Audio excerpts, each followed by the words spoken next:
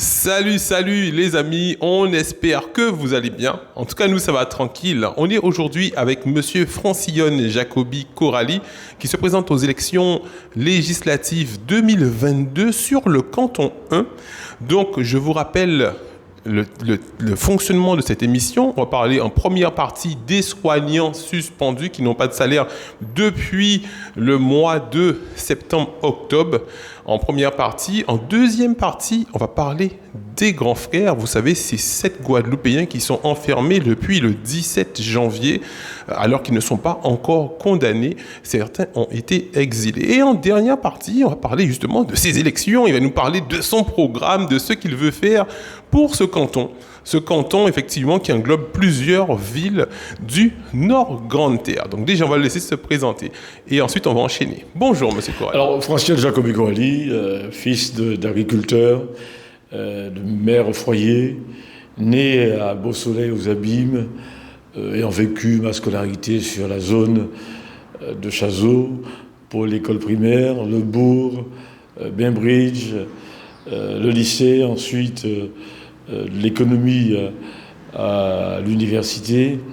Ensuite, j'ai versé en créant mon activité avec d'autres amis. Ensuite, un deuxième projet sur lequel je suis jusqu'à présent. Très bien. Merci. Donc, on va commencer par ce premier sujet concernant les soignants. Comme on l'a dit en début d'émission, donc il y a plus de 300 Guadeloupéens, effectivement, qui sont personnels du CHU, soignants, suspendus, CHBT et tout. Donc, quelle est votre vision sur ça? Ce n'est naturellement pas normal et acceptable. Parce que le fondement de ces suspensions, de cette tyrannie, pour moi c'est une tyrannie, un terrorisme qui est exercé sur les peuples, basé à partir d'une loi inique qui a été votée le 23 mars 2020, qu'on a appelée l'état d'urgence, c'est de cela découle toute cette bêtise à laquelle nous assistons. Les suspensions, cette propagande qui instaure la peur, donc ce n'est pas normal. On a voulu, pour des raisons diverses que je ne maîtrise pas, cibler les soignants qui, en toute logique, devraient être les premiers à être protégés, en tout cas à être accompagnés pour, si on le voulait bien, protéger le peuple, protéger les gens supposés être affectés. Donc cette tyrannie a été opérée sur cette tranche professionnelle. Sur les gens, les pompiers par exemple, c'est inadmissible, ce n'est pas normal, surtout pour moi que c'est basé sur une supercherie. Pour cette maladie, ce Covid survienne ainsi, ça ne tient pas la route, donc l'avenir doit nous dire, et d'ailleurs, c'est l'une des raisons qui nous oblige, qui va nous obliger demain à l'Assemblée nationale, avec la majorité portée par Jean-Luc Mélenchon, d'exiger cette levée d'état du secret défense sur la politique vaccinale en France. Je dis bien politique dite vaccinale.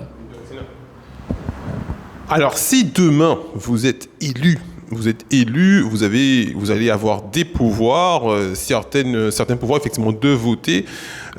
Quelles sont les stratégies que vous allez mettre en place, parce qu'on a vu qu'au Parlement, il y a vos concurrents qui ont pourtant voté contre, et pourtant, on a vu que ça n'a pas marché. Le gouvernement ne prend pas en compte forcément nos votes.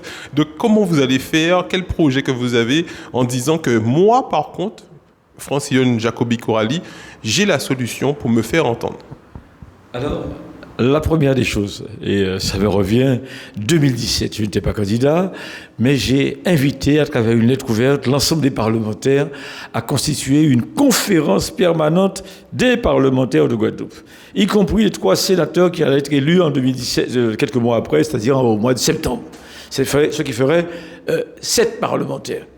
Cette conférence, qui est une structure ad hoc, qui n'existe pas dans le dispositif administratif, mais qui de fait, politiquement, serait une autorité politique pour faire des propositions, autorité de concertation, justement pour être unis sur des sujets comme le sujet de l'eau, du chlordécone, et naturellement, on n'aurait pas assisté à à cette division de point de vue, à cette couardise aussi de nos parlementaires vis-à-vis de la politique gouvernementale vaccinale qui nous est imposée. Donc c'est ce que nous ferons, c'est cette conférence permanente des parlementaires que nous mettrons en place. Même si d'aventure, il y en a qui traîneraient les pieds, mais nous mettrons, c'est-à-dire les réticences des uns et des autres, face à l'opinion, face au banc de l'opinion publique guadeloupéenne. Et ça ne nous empêche pas non plus d'aller solliciter d'autres élus martiniquais, guyanais, qui vivent les mêmes situations. C'est ainsi que j'ai relevé avec satisfaction, en choisissant des mots différents. Des mots différents, d'autres ont repris la formule en parlant de groupe outre-mer à l'Assemblée nationale, sauf que c'est impossible, ça n'existe pas, c'est pas possible.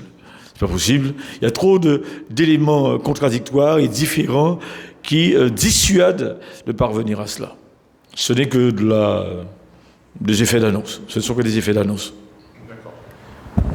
Alors, aujourd'hui, on voit qu'il y a beaucoup d'élus qui disent qu'on est pour les soignants, on va voter pour effectivement la réintégration. Alors, quelles sont les actions que vous pouvez dire que moi, j'ai mené des actions quand même pour montrer que, moi aussi, j'ai montré que j'étais contre l'obligation vaccinale et pour les soignants, donc ça ne date pas d'aujourd'hui, mais que j'ai toujours été contre. Voici les actions que j'ai pu mener en leur faveur. Alors, en étant, depuis le mois de juillet, août 2021, tous les samedis, un maximum de manifestations.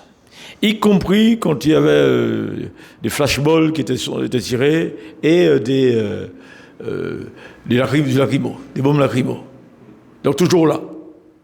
Parce que je crois que c'est un combat légitime. Il est légitime.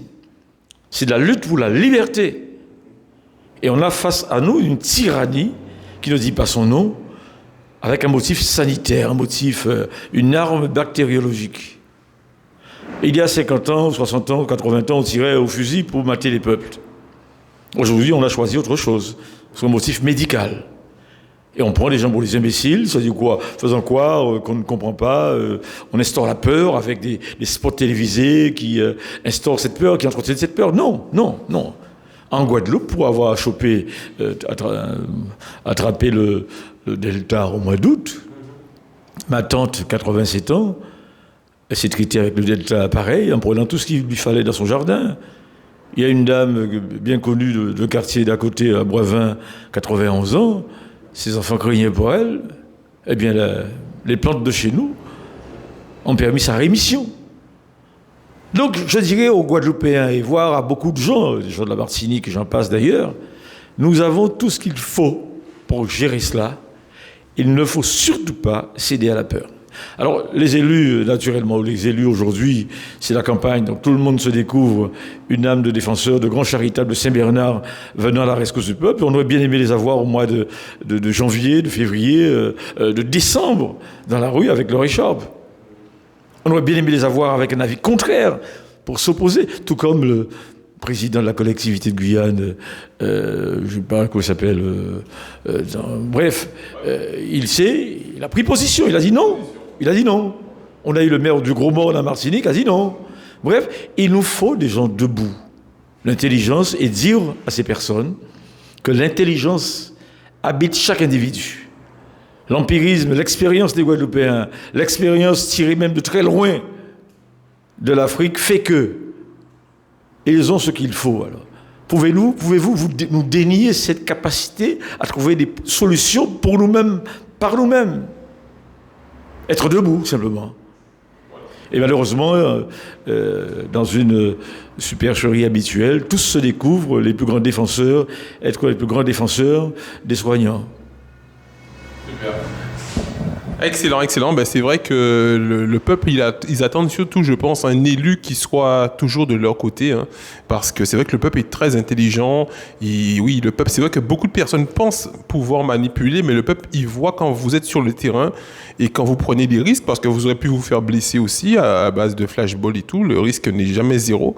Donc, voilà, je pense qu'ils auront le maximum d'informations. Nous, on est là pour leur apporter à la population ces informations et c'est eux qui vont prendre leurs décisions. décision. En deuxième partie, on va parler aussi des grands frères. Effectivement, c'est 7 Guadeloupéens qui étaient 8 au départ. Il y en a un qui est sorti après les 92 heures de garde à vue, relâché au tribunal de grande instance de Pointe-à-Pitre. Aujourd'hui, ils sont 7. Il y en a qui ont été exilés, déportés en métropole. D'autres sont ici. Donc, on sait aussi c'est grâce aux lois, parce que là, c'est législative. C'est des lois qui vont être votées. Donc, déjà, comment vous voyez cette situation? Et en deux, si vous êtes élu, quelles sont les lois que vous allez mettre de façon à ce que quelqu'un qui n'a pas encore été forcément condamné, comme on voit qu'il y a beaucoup de personnes, même d'élus, qui ont été condamnés, qui ont pu se représenter carrément aux élections. On nomme personne, mais on se dit, mais c'est vraiment dommage. Voilà, il y a un problème. Voilà, je vais vous laisser. Il y a un sérieux problème à ce niveau. C'est-à-dire que, si vous voulez, là, aujourd'hui, il y a une rupture entre les aspirations du peuple. D'ailleurs, c'est la raison pour laquelle notre slogan s'appelle Vision à peuple, Vision populaire, tiré un peu de la même dynamique, de la philosophie de l'Union populaire portée par la France insoumise et animée par Jean-Luc Mélenchon. Donc nous sommes dans ce registre, parce que notre réflexion de démarche est l'émanation d'expérience, le reflet de l'écoute des besoins du peuple, des peuples, dans cette société ultralibérale. Donc, les grands frères, ce que j'ai compris dans cette affaire, c'est qu'ils se sont proposés, jusqu'à présent, je dis bien, pour servir d'intermède, de facilitateur, pour permettre de canaliser une partie de la jeunesse. Ils ont une expérience, même délinquante. Avec cette expérience, proposer leur expertise pour faire en sorte de calmer la situation et de proposer une autre direction. J'aurais bien aimé entendre les élus sur cette question. J'ai entendu la version du procureur, j'entends la version des parents de ces déportés, je dis bien déportés, exilés comme on veut, mais dans cette affaire, les élus sont évoqués et je ne les entends pas. Ça me pose un problème. Donc je n'ai pas tous les éléments pour comprendre tout cela. Je pense qu'une bonne partie du peuple aussi ne sait pas vraiment quels sont les tenants et aboutissants de cette affaire. Même si, naturellement, on se doit d'avoir une pensée de soutien pour l'ensemble de ces Guadeloupéens qui sont pris dans cet engrenage. Donc je pense qu'ils sont partis de bons sentiments, mais il manque des éléments qui doivent être clarifiés. Dans ce trio où la justice entre guillemets, a sévi, je n'entends pas la prise de position ou le point de vue des élus qui les ont reçus à la région la veille ou l'avant-veille. Donc là encore, il y a une forme de lâcheté, de couardise que je n'arrive pas à accepter, qui n'est pas admissible. Merci. Maintenant, on va parler de la troisième partie politique maintenant. Alors, pourquoi voter pour Monsieur Francillon Jacobi Coralie et aussi sa suppléante, on va aussi parler d'elle, sa suppléante qui malheureusement n'a pas pu être là aujourd'hui, Dolores Belair. Donc, on va parler effectivement de votre programme déjà, votre programme, vos projets, ce que vous allez faire pour effectivement que la population puisse se sentir vraiment mieux, avoir quelqu'un qui le représente, parce que vous allez aussi aller effectivement au Parlement parler au nom du peuple.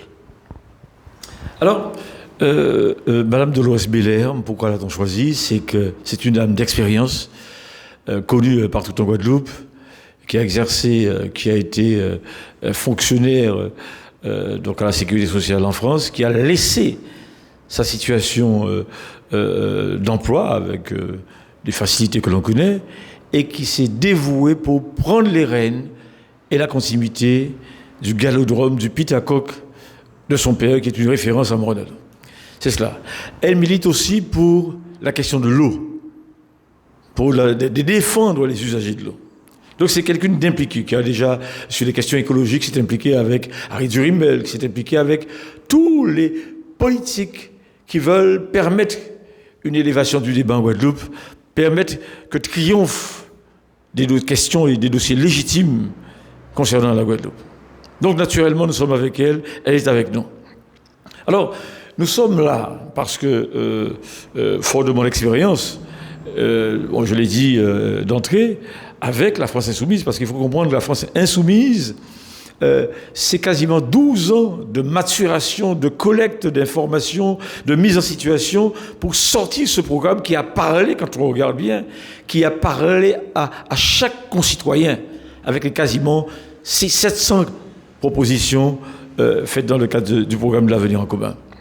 Donc naturellement, mon expérience aussi de 35 ans sur le terrain, sur le plan associatif, j'ai collaboré avec des syndicats agricoles qui militaient à l'époque pour la défense des intérêts d'agriculteurs aux abîmes et partout en Guadeloupe.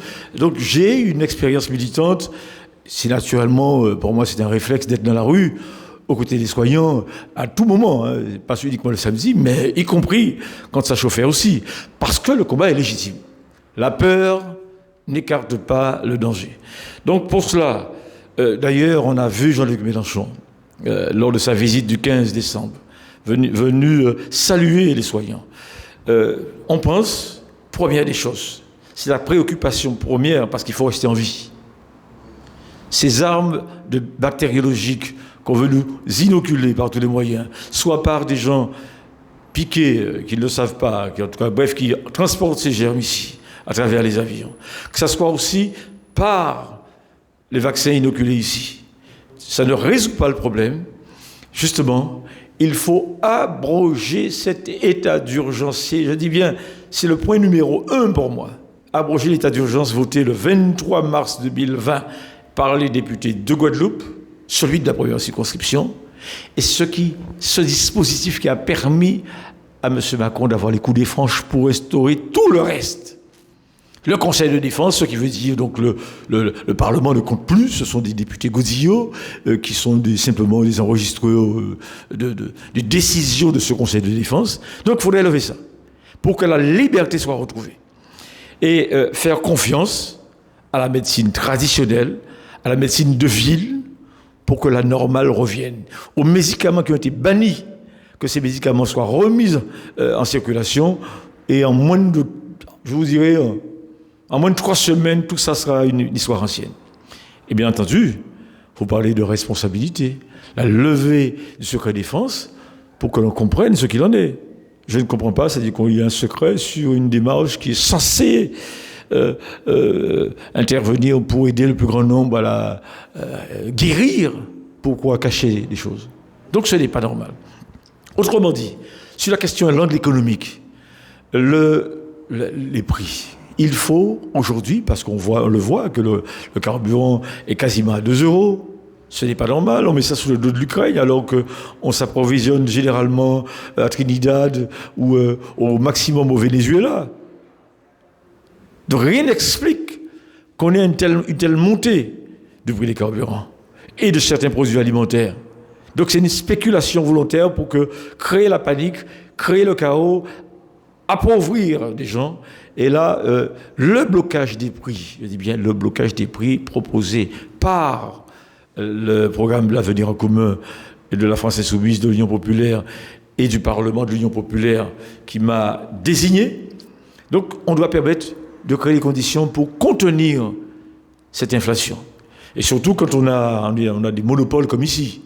Vous avez par exemple, pour les étudiants qui doivent se former, qui doivent être aussi l'avenir du pays, ils sont obligés de faire des petits jobs ici et là. Mais ceux qui hypothèquent leurs chances de réussite, 1063 € prévus dans le cadre du programme, c'est-à-dire que ça doit leur permettre d'être libres, je dis bien d'être libres pour étudier et augmenter leurs chances de réussite. C'est valable aussi, ça, ce que je dis, pour les lycéens qui sont en lycée professionnel et qui sont à la relève technique. Ils auront aussi droit à cela pour pouvoir acheter leurs outils, bref, se perfectionner, des ordinateurs, et j'en passe, leur connexion Internet et tout le reste. La retraite qui doit être au minimum de 1063 € parce qu'on estime que c'est le seuil de pauvreté. Ces personnes, même si elles n'ont pas cotisé, doivent avoir droit à ce minimum. Et 1400, 1500 même, 1500 pour le SMIC, mais 1500 pour les personnes qui ont cotisé avec 40 annuités. Donc on doit parvenir à cela.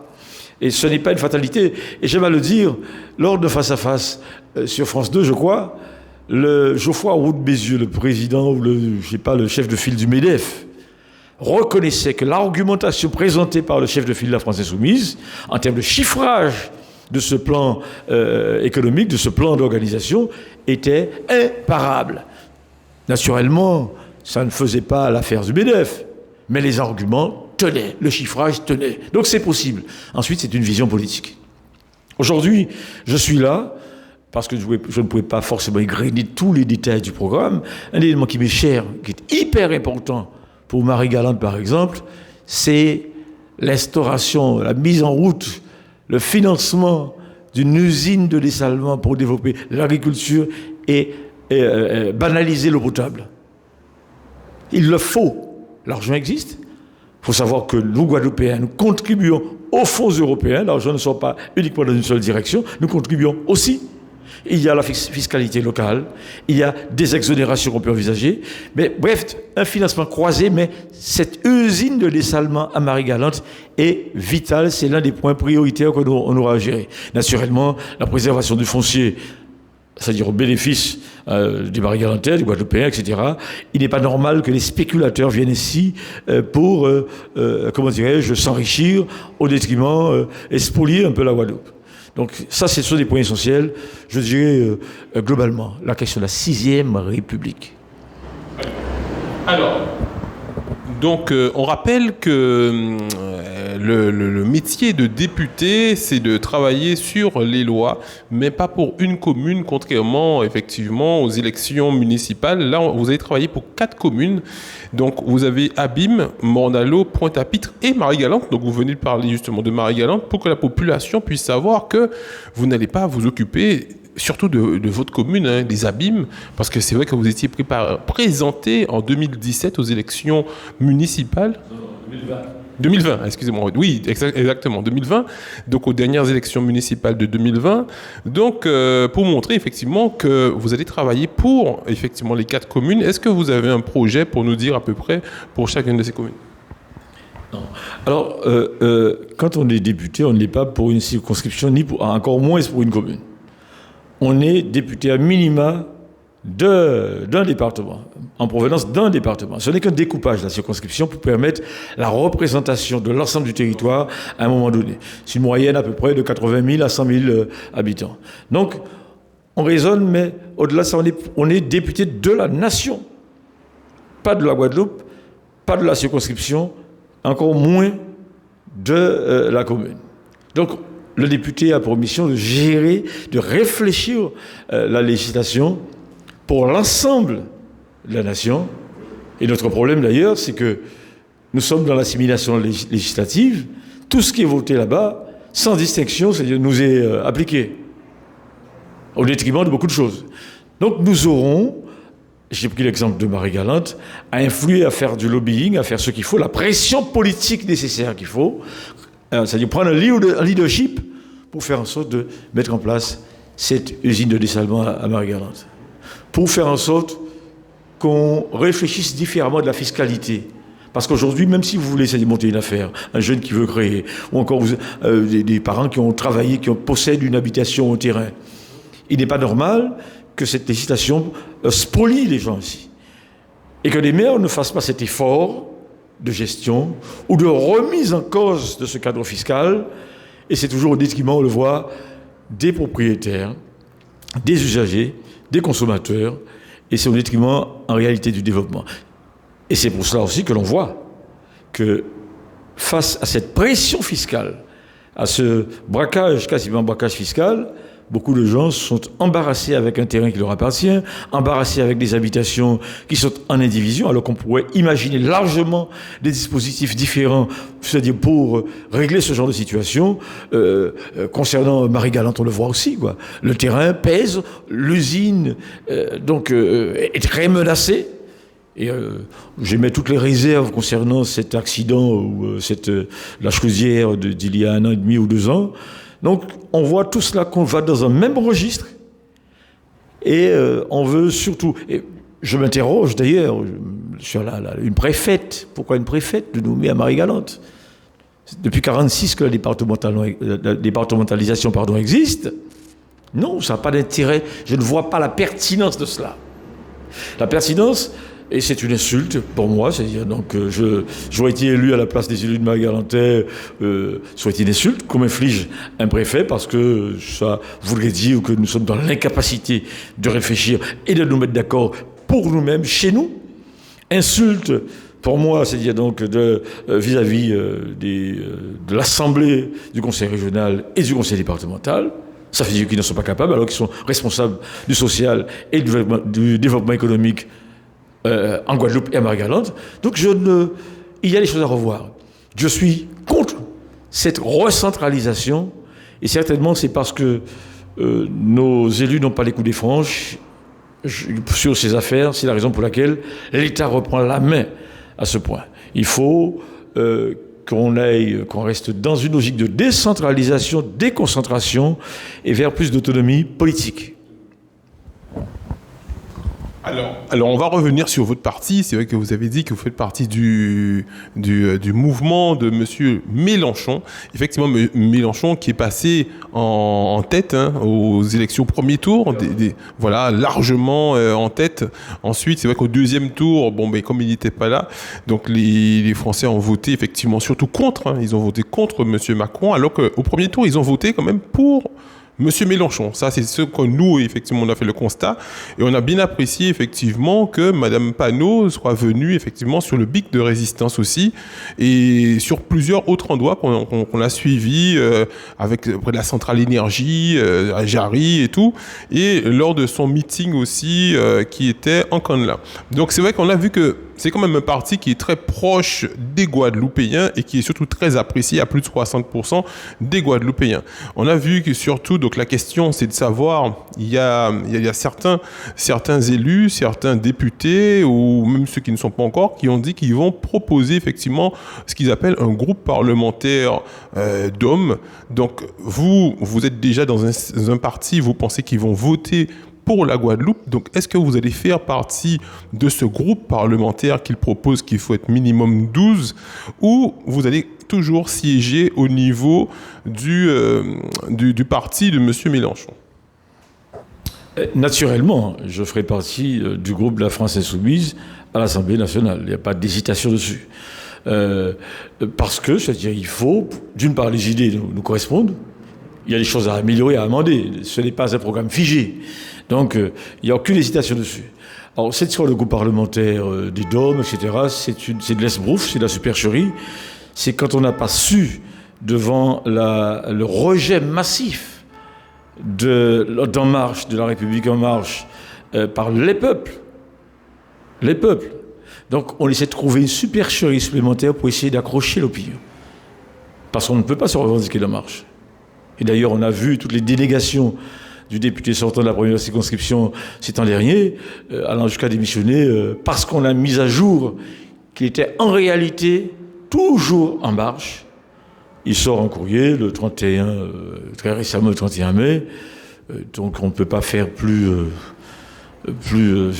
vil, quoi. C'est-à-dire, ça, il n'y a pas de mots, quoi. C'est-à-dire, et le peuple est suffisamment juge pour comprendre, c'est-à-dire que ces mensonges ne peuvent durer indéfiniment.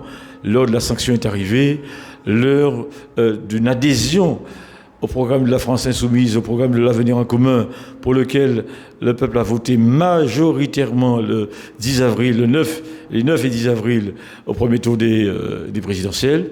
Il s'agit de confirmer ce choix lors de ce troisième tour, pour faire en sorte de bloquer le président, parce que j'estime qu'il y a tous les doutes, toutes les suspicions peuvent être émises quant au résultat réel, quant à cette possibilité qu'aurait eu Macron, qui aurait permis qu'il soit élu au deuxième tour. Ça, c'est impossible.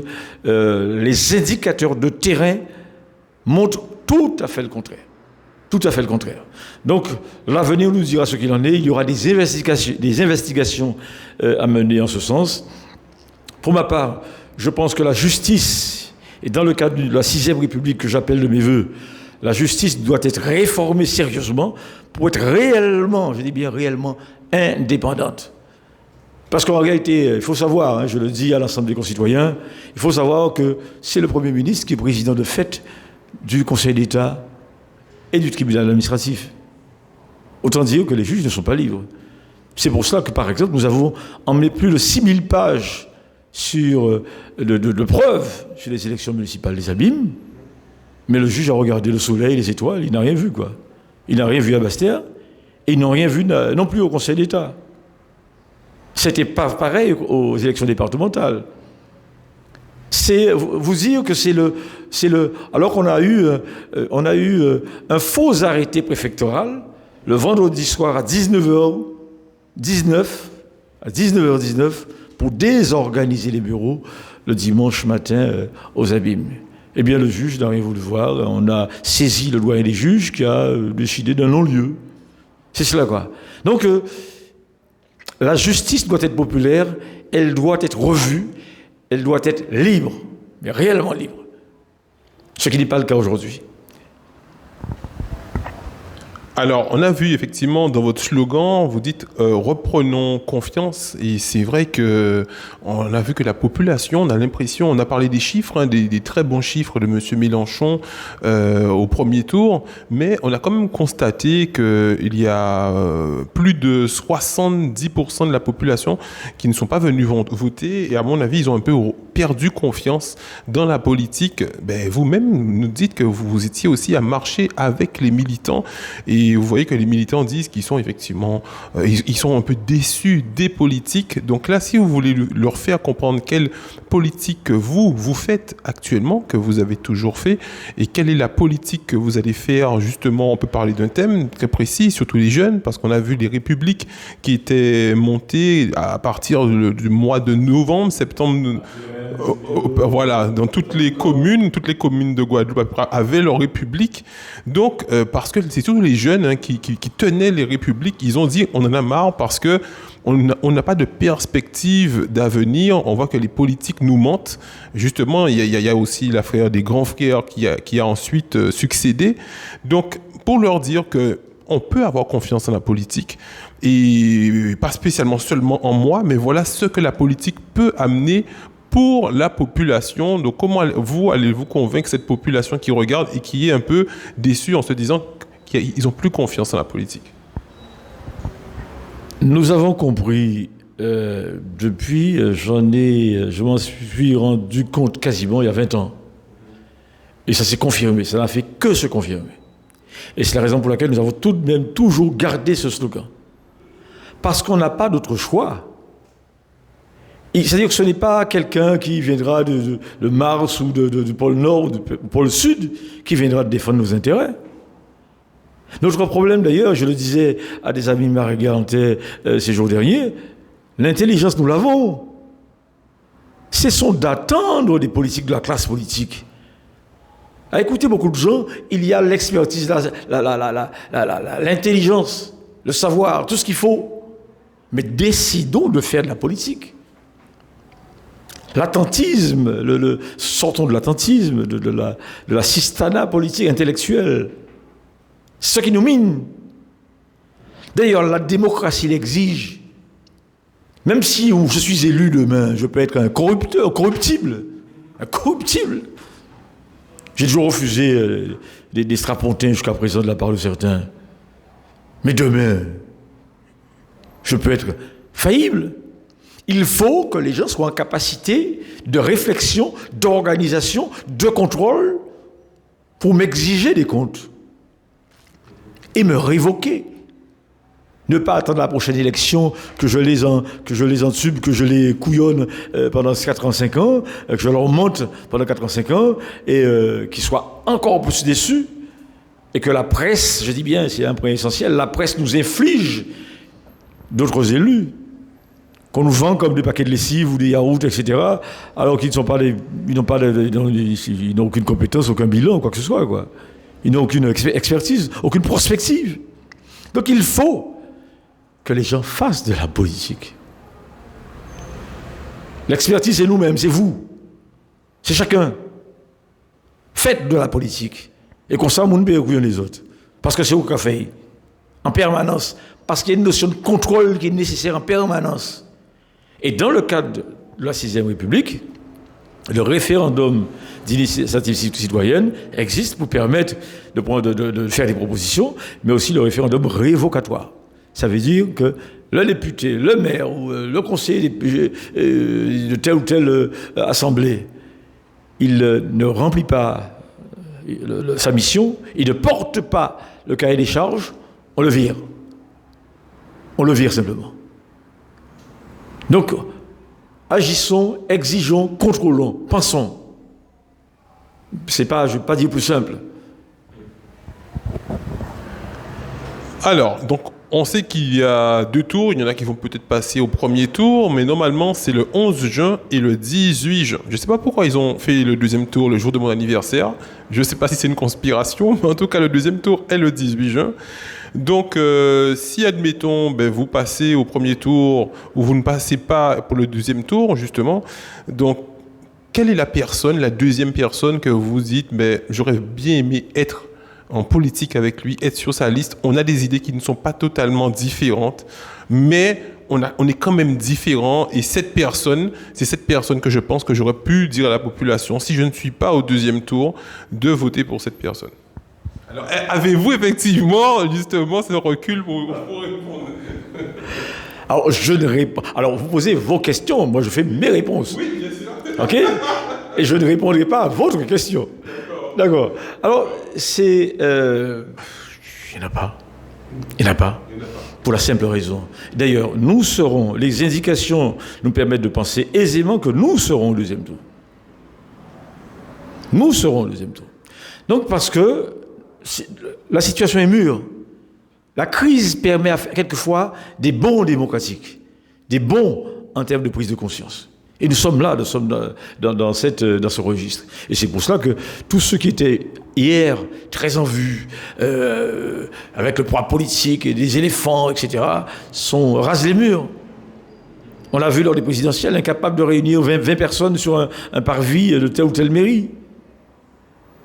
Donc vous dire combien les choses ont changé, alors qu'ils ont soutenu massivement un président de collectivité, le président Macron, le dit président Macron, eh bien le peuple a relégué Macron loin derrière. Loin, mais vraiment loin derrière. Donc vous dire que le contexte est différent, nous serons au deuxième tour. Et j'invite d'ailleurs, pourquoi je le dis? Parce que je sens la confiance des gens. Parce que, aussi, ceux qui n'ont pas encore compris, nous les invitons à rejoindre cette démarche, à adhérer à cette vision populaire, et à porter aussi leur vision, parce que nous n'avons pas la vérité parfaite. Hein. Donc, à abonder, à aiguiller, à renforcer ce que la France insoumise fait, ce que l'Union populaire fait. Je suis, dans le cadre... la France insoumise n'a pas désigné de candidat ici, en Guadeloupe, il faut le savoir. Tous ceux qui se prétendent porte-parole de Jean-Luc Mélenchon ou encore, etc., c'est faux. C'est de la supercherie, c'est faux. C'est du mensonge. Donc, ces personnes l'ont été, mais devant cette logique de privatisation de la démarche de la France insoumise en Guadeloupe, de la communication de la France insoumise en Guadeloupe, ces personnes qui ont pactisé ici et là, avec le Parti socialiste, qui en réalité est un allié de la Macronie. On l'a vu avec Hollande, qui en même temps, c'est lui qui a couvé Macron. On l'a vu avec Victorin Lurel, qui a été acharné pour faire en sorte qu'au Sénat, qu'on vote l'obligation vaccinale. Comment expliquer que des gens qui, l'une des candidates de la première circonscription, se présentent comme étant la représentante de Jean-Luc Mélenchon, veuillent se présenter comme étant la défenseur des plus humbles. Le programme de l'Avenir en commun dit simplement et clairement, il faut abroger l'obligation vaccinale. Or, le PS ne le dit pas. Aussi le dit aujourd'hui, mais de manière aussi circonstanciée, simplement pour éviter de subir une débâcle. Donc l'Union populaire, je suis le fruit de l'Union populaire, qui m'a désigné à l'unanimité des votes, c'est-à-dire donc de 10 groupes, je dis bien 10 groupes d'action sur 12. Les 2 autres sont les groupes qui sont dissidents et qui se revendiquent de manière fausse comme étant des représentants de la France insoumise.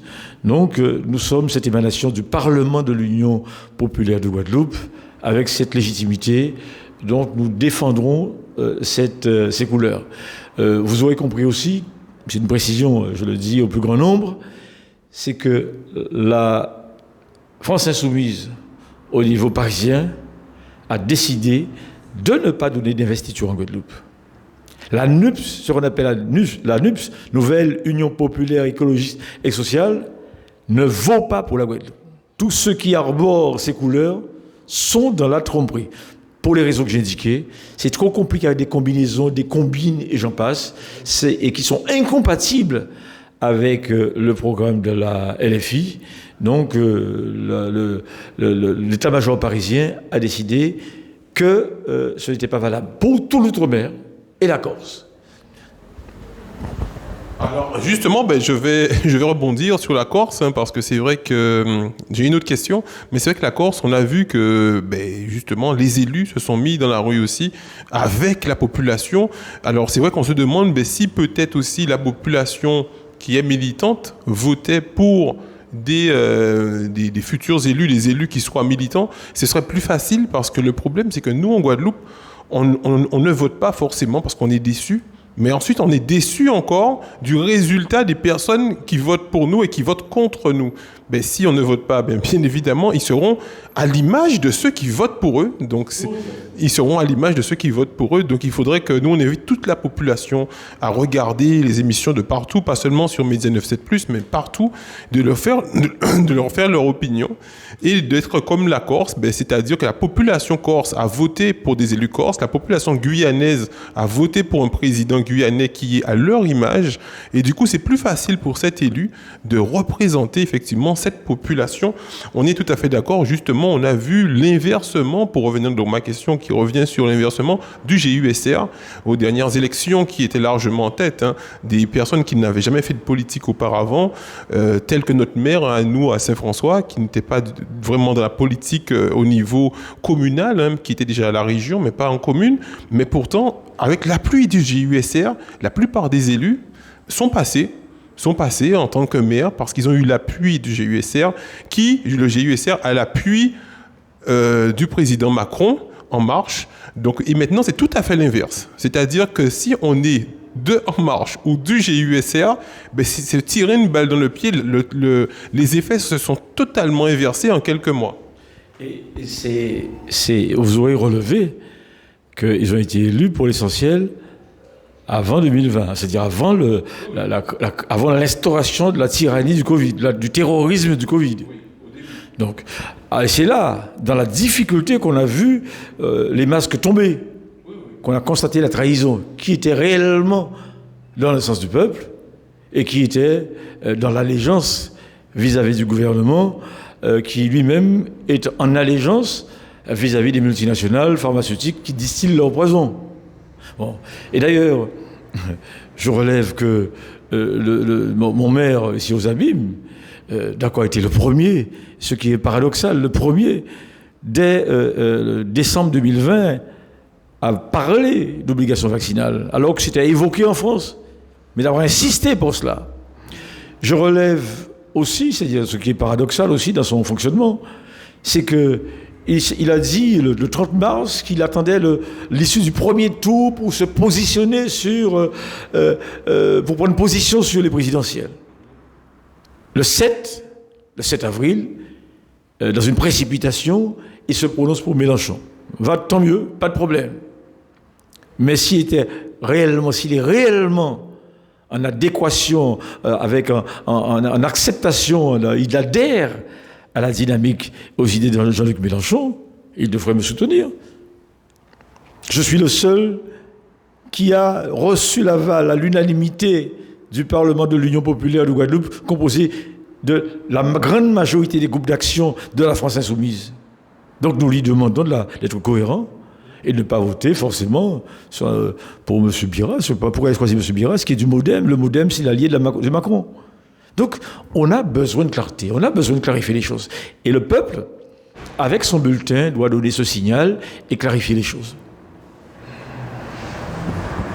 Très bien, très bien. Ben, nous, à Média 97+, si on avait les moyens, c'est vrai qu'on aurait tellement aimé faire des débats pour vous inviter tous ensemble, hein, pour vous donner vos temps de parole, vous laisser parler entre vous, discuter, défendre vos projets dans le respect de tous, mais on n'a pas encore ces moyens. Peut-être que l'année prochaine, enfin pas l'année prochaine, mais aux prochaines élections, on sera prêt. Et puis, oui. Oui, je voudrais ajouter une chose. Vous parlez de médias. Il faut comprendre une chose. Aujourd'hui, les médias sont la clé essentielle de la démocratie. La clé essentielle de la démocratie pour permettre la liberté de la parole, l'expression démocratique, le débat. Et malheureusement, nous observons que c'est tout le contraire. En France, dans le monde, ce sont des milliardaires qui ont capté cela au bénéfice de quelques personnes. C'est eux qui font un président, qui défont un président. C'est pour cela aussi, je le dis, nous avons assisté à une censure, à une discrimination. Nous avons vécu, été victimes d'une discrimination depuis quasiment 1 mois et demi, voire 3 ans même, de la part de certains médiums. C'est que nous, on ne donne pas la parole, ce sont les mêmes qui ont la visibilité, les mêmes. Pour se vendre, faire leur propagande. Je pense, demain, c'est un élément essentiel aussi dans l'avenir en commun, on va devoir légiférer pour que la presse soit libre. Mais libre. Totalement, vraiment libre. Vraiment libre. Il n'est pas normal qu'un milliardaire ou que certaines personnes, ou que la corruption s'empare des médias. Je le dis. Parce que ça m'est arrivé de porter plainte contre un journaliste, et j'espère que la justice ne va pas étouffer cette affaire, parce que j'en avais marre. Et on ne peut pas, il faut réagir, il faut se battre pour la justice. Et c'est l'un des points essentiels sur lesquels nous aurons à batailler pour que la liberté d'expression ait lieu. Ah mais très bien, je sens qu'il est en train de vendre son projet pour moi aussi, c'est bien, je suis convaincu déjà sur ce point-là. C'est vrai que nous, quand on est sur le terrain, on dit souvent effectivement liberté de la presse, parce qu'on a envie de donner à la population ce qui se passe vraiment, mais des fois on est censuré, ce qui est dommage. Alors, donc en dernier, ce que j'aurais aimé, c'est que vous puissiez donner un petit message pour les 3 points qu'on a énumérés, ce qui veut dire un petit mot pour les suspendus, donc qu'ils soient tout le personnel, hein, c'est pas les soignants, parce qu'il y en a aussi qui ne sont pas soignants, mais qui sont suspendus, qui disent maintenant en résistance. Donc un petit mot pour eux. Ensuite, un petit mot pour les familles des grands frères, parce que bon, les grands frères sont enfermés, ils sont pas censés voir ce qu'on montre. Et aussi, pour terminer, faire une conclusion. Pourquoi voter pour vous? Effectivement, quelles sont les clés essentielles qui font la différence entre vous, vous nous avez dit, vous avez déjà 35 ans d'expérience, c'est déjà quelque chose de très honorable, hein. Vous avez de l'expérience du terrain aussi, parce que vous êtes aussi sur le terrain. Donc, vendre effectivement votre candidature pour que la population puisse savoir qui est vraiment Monsieur Jacoby Koali et pourquoi voter pour vous. Je dirais aux soignants de tenir bon. On doit résister. Et parce que le combat est légitime. D'ailleurs, on doit relever, en Guadeloupe, le meilleur score pour Mélenchon a été en Guadeloupe. Ce n'est pas un hasard. C'est parce que la résistance a été plus forte, parce que les revendications étaient claires. Donc forcément, il y a un lien à faire. Les gens ont compris le message. Donc il faut résister. Il faut résister pourquoi? Parce que aujourd'hui, ce sont les soignants, mais demain, ça peut être les enseignants, ça sera les enseignants. Ils ciblent déjà les enfants, parce qu'en réalité, ils veulent simplement stériliser les gens. On appelle ça dépopulation, mais j'appelle ça le crime. Pour moi, c'est un crime on appelle ça avec des mots élégants, dépopulation, réduction de population, réinitialisation, grand reset, et j'en passe. Les conséquences auxquelles nous assistons, ce sont des drames. C'est la mort. Donc, de résister pour éviter cela, le combat qu'on mène aujourd'hui, ce n'est pas le combat uniquement des soignants et des suspendus, mais c'est le combat de l'ensemble du peuple. Ils sont en guerre avec l'ensemble du peuple, des peuples. Deuxièmement, pour les grands frères, je dirais pareil. Je vais me répéter, je n'ai pas les tenants et aboutissants. Parce que j'ai entendu deux versions, celle du procureur sur les ondes, la version des parents, démarches, revendications légitimes, et face à leurs revendications, à leur formulation, il n'y a pas de contre-argumentation. Ça veut dire ce qui confère une légitimité à leurs remarques. Troisièmement, on doit exiger aujourd'hui que les politiques se prononcent clairement sur cette affaire. Parce que dès le départ, ils étaient au centre de cette affaire. À la région, des parlementaires, des exécutifs des deux collectivités, si je me rappelle. Où sont-ils dans cette affaire? Quel est leur point de vue dans cette affaire? Et là encore, malheureusement, le nœud, il est encore là. Leur couardise, leur lâcheté, leur incapacité à prendre leurs responsabilités, leur incapacité à servir de guide au peuple, à insuffler un espoir. Et je dirais, pour terminer, à chaque individu, je me répète, c'est-à-dire, donc la vie est un combat. Je ne sais pas qui disait ça, c'était Ibo, ou les anciens l'ont toujours dit. La vie est un combat, c'est clair. C'est un combat pour la vie. Dès lors qu'il y a des situations troubles, de l'injustice, on doit mettre en alerte sa conscience, son intelligence, pour demander au qu'a passé. Qu'est-ce qui a passé là? Nous, quand il faut nous interroger nous ensemble. Il faut nous mettre nous ensemble pour nous trouver réponse là.